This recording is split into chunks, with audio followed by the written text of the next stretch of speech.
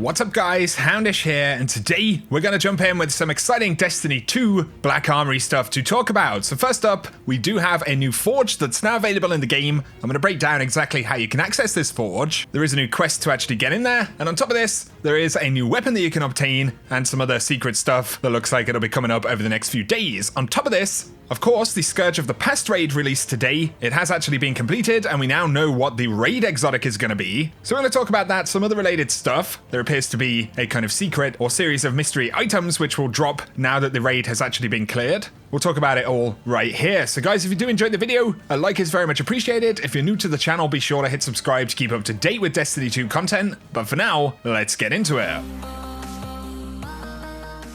So before we talk about the new forge and the quest to actually unlock it, let's speak about the Scourge of the Past raid. I haven't actually been into the raid just yet. I'm probably a little bit under leveled. I'm hoping to jump in this weekend. But Gigs actually got world first, which is pretty awesome. So obviously congrats to all of the guys in tier 1 who got that world first. And we get confirmation of the raid exotic. So it's the Anarchy. Of course, much like 1000 Voices, Bungie were happy to show this one off in the trailer. And of course, it does look like a pretty beastly weapon. And obviously it is Fallen themed. It comes with the bonus arc traps. Grenades stick to surfaces and chain arc bolts to other mines. So certainly a pretty interesting exotic. The world first team actually all got this dropped, but it looks like it's going to be a random drop much like 1000 Voices when you clear the Scourge of the Past raid. And obviously it's useful to know this because folks want to know where these exotics are going to come from, and it pretty much gives us confirmation that the other 3 exotics, the Izanami's Burden, Le Monarch, and Jotun, or Joten, or however you say that, people keep correcting me on it, they will all be quest exotics associated with forges from what we know. On top of this though, with the world first clear, something interesting happened. I actually got this pop-up in the game. A team of 6 Guardians fought valiantly against the Kel Scourge and reclaimed not only the Black Armory's lost vault, but also the Black Armory papers, the private journals of Henriette Mayron. And this is the founder of the Black Armory. Pages have been stolen by Civic Syndicate,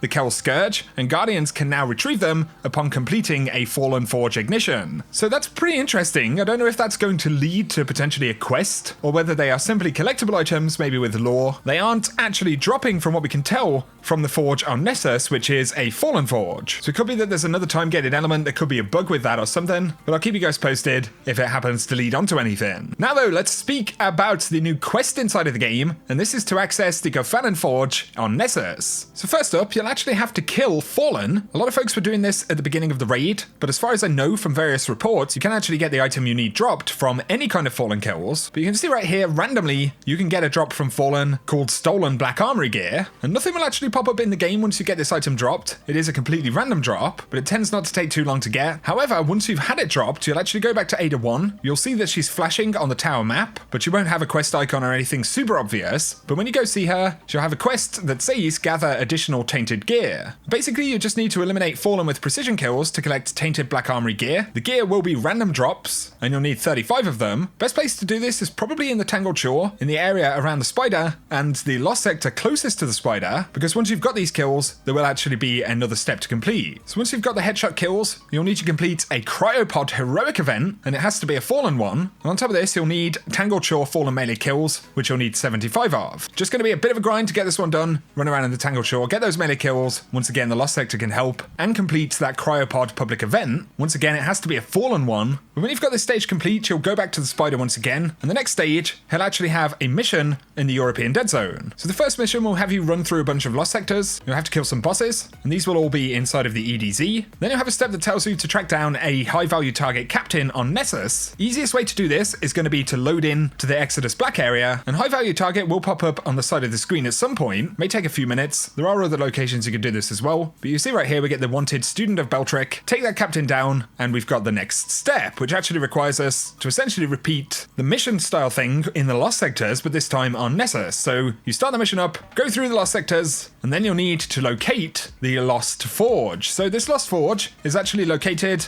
in Artifact's Edge. If you go in from the spawn right here, then head to the mission icon, you can start the mission up, and once you're in, on the right hand side, you'll find this little cave right here. You can climb through, and you'll have to kill an enemy. This is essentially the area where the Nessus Forge is housed. Complete that mission, go back to Ada 1, and she will then give you a basic sniper rifle frame. Now firstly, you'll have to go through the same process of collecting a weapon core from a Forge Saboteur, but this time you'll be doing it on Nessus, and you can do this between Artifact's Edge and the Hallows. Once you've done that and collected the fallen items, you'll basically go through the process of getting kills with the sniper rifle. So first up, you need 25 precision kills, and 5 powerful enemies defeated, I just threw on a black spindle and jumped into the Leviathan at the entrance right here. You get those kills pretty quick, then you need multi-kills, and you can literally just carry on the same process. Load into the Leviathan, kill all the enemies at the start, reload Leviathan, and you'll get these multi-kills done very quickly. Then once again, you'll need Radiant Seeds. Easiest way to do this is to go to Mars, the Lost Sector in the northern part of the map to the left-hand side. Kill the boss at the end, it'll actually drop 10 of these at a time. Don't know if this is supposed to happen, but it's definitely a good shortcut for this. Run through twice, kill him, and that will be the 20 Radiant Seeds. Head back to Ada, and she will tell you to complete the Forge Ignition on Nessus. Now in this gameplay, you may actually see me using the new sniper rifle, but essentially it's the same process as what you do in the EDZ. Obviously this time we do have fallen enemies, a lot of exploder shanks. There's also a mechanic where the floor becomes kind of arc energy and slows you, much like in the Exodus Crash Strike, but otherwise you're going through very much the same process that you would in the EDZ Forge. The boss is maybe a tiny bit more difficult to actually kill because there is a teleport mechanic. They'll sometimes be shielded by other ads in the area, but we got this clear by having 2 Chaos Reach Warlocks as well as me with a melting point. Get that melting point off right at the start once the shield is down, pop the 2 Chaos Reach supers, and then you can pretty much finish them off with heavy and stuff like that. Definitely a tanky boss once again. We were at around 615 to 620 when we were doing this, but that will get you the completion you need to then go get the sniper rifle. And this right here is the sniper, the Totara Gaze. It's aggressive frame, but it's actually an energy sniper, which is really nice. We can't look at all of the stats, but I'm going to predict the aim assist is pretty high on this thing. It definitely feels very sticky when you're using it.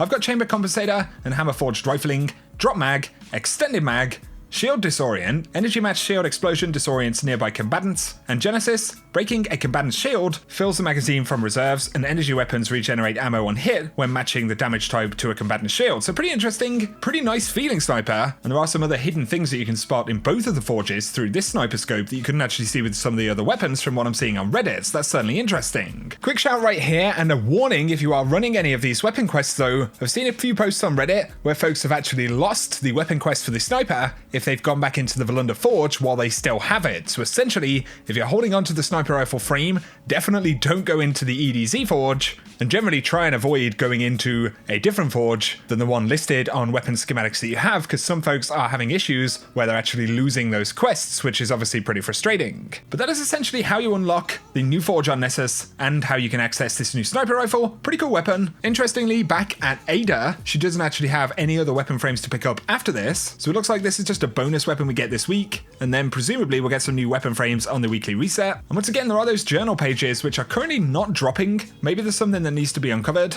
but like I said, I will keep you guys posted. So there we go, guys. Let me know your thoughts on all of this stuff down below. Obviously a nice little content infusion for the weekend right there. Once again, good luck if you are jumping into the raid, and good luck with getting that new raid exotic. Let me know your thoughts about that. Outside of the raid exotic, that does leave the 3 forge related exotics that we spoke about, as well as the last word that we should be getting at the end of January. And we'll have to see just how soon we'll get any of the non-raid exotics. It looks like it could be linked potentially to these journal pages or some of the secret found in the current 2 forges that we have. But let me know your thoughts below, guys. I hope the tips have helped you out for completing the quest. Let me know your thoughts on the new forge or the sniper rifle. But if you have enjoyed the video, a like is very much appreciated. If you're new to the channel, be sure to hit subscribe to see a lot more D2 content. For now though, I will catch you guys very soon.